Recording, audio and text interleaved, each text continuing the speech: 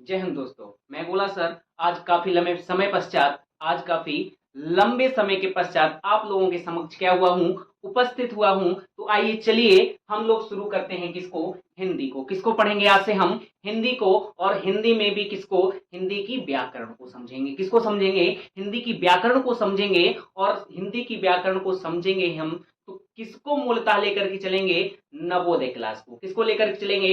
जो नवोदय क्लास की क्या आती है, कक्षा 9th की क्या आती है, प्रवेश परीक्षा होती है, उसको लेकर के क्या चलेंगे। आज से हम उसके सिलेबस के अकॉर्डिंग ही हम क्या करेंगे, पढ़ाना प्रारंभ करते हैं। क्या करते हैं? उसी के अकॉर्डिंग ही हम क्या करेंगे, पढ़ाना प्रारंभ करेंगे। वैसे तो ये सभी कॉम्पिटिटिव एग्जाम्स के लिए फायदेमंद होगी, परंतु मूलतः हम किसके लिए लेकर के चलते हैं? मेन उद्देश्य हमारा, यानी कि मुख्य उद्देश्य हमारा क्या होगा?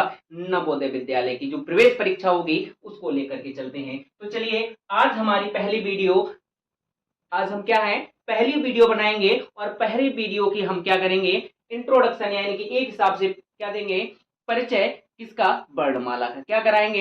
हिंदी जो वर्णमाला है उसको लेकर के चलते हैं। और वर्णमाला जो है क्या है, वर्णमाला है। वर्णमाला कितने शब्दों से मिलकर के बनी है? क्या है हमारी, हम चर्चा करेंगे किसकी? वर्णमाला की। किसकी बात करेंगे? वर्णमाला की अगर हम बात करें तो वर्णमाला कुल कितने शब्दों से मिलकर के बना है? तो दो शब्दों से मिलकर के बना है। कितने शब्दों से? दो शब्दों से मिलकर के बना है।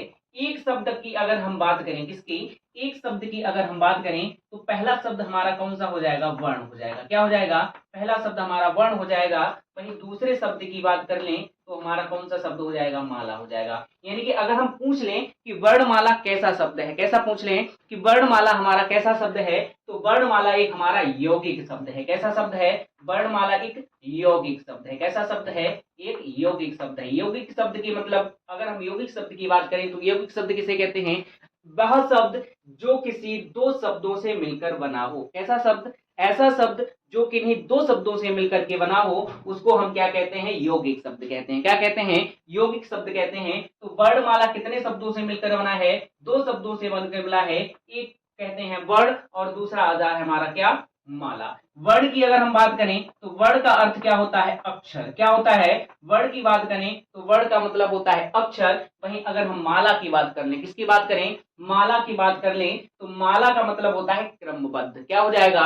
माला का मतलब हो जाएगा क्रमबद्ध। क्या हो जाएगा? माला का मतलब हो जाएगा क्रमबद्ध। कैसा?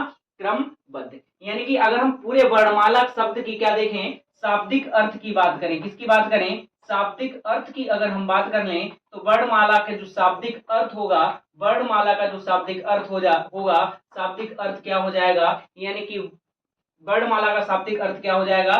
व्यवस्थित अक्षरों का, किसका? अक्षरों अक्षरों या वर्णों का, अक्षरों या वर्णों का क्या? व्यवस्थित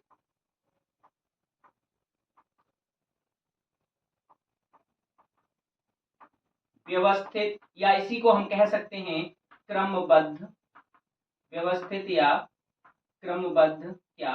समूह। क्रमबद्ध समूह क्या हो जाएगा?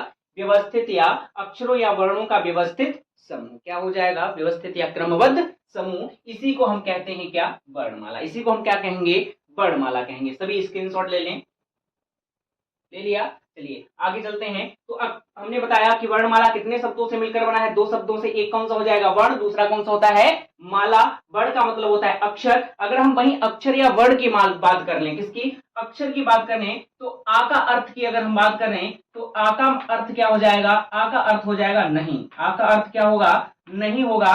वहीं क्षर का मतलब होता है, क्षर का मतलब क्या होता है? जिस क्षरण। क्या हो जाएगा? क्षरण। यानी कि जिसके खंड ना किए जा सके। क्या ना किए जा सके? खंड ना किए जा सके, यानी कि जिसके भाग ना किए जा सके। तो अक्षर की भी अगर हम बात कर लें तो अक्षर कितने शब्दों? आ मतलब हो जाएगा नहीं, आ मतलब नहीं, क्षर मतलब जिसका क्षरण ना किया जा सके। तो अक्षर ऐसा शब्द होगा, अक्षर क्या होगा?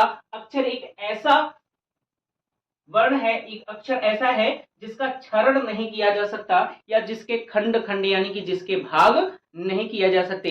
यानी कि भाषा की वह सबसे छोटी इकाई, भाषा की वह सबसे छोटी इकाई जिसके खंड या भाग या जिसका क्षरण नहीं हो सकता है, उसी को हम अक्षर कहते हैं या उसी को हम क्या कहते हैं, वर्ड कहते हैं। क्या कहते हैं, वर्ड कहते हैं। तो ये थी हमारी क्या, वर्णमाला। यानी कि वर्णमाला कितने शब्दों से मिलकर बना है, 2 शब्दों से मिलकर बना है। वहीं अगर अक्षर या वर्ड की बात करें तो अक्षर क्या हो जाएगा, जिसका क्षरण यानी कि ध्वनि की वह छोटी से छोटी इकाई जिसका क्षरण यानी कि भाग या खंड नहीं किए जा सकते हैं, उसी को हम क्या कहते हैं, अक्षर कहते हैं। क्या कहते हैं, उसी को हम अक्षर कहते हैं।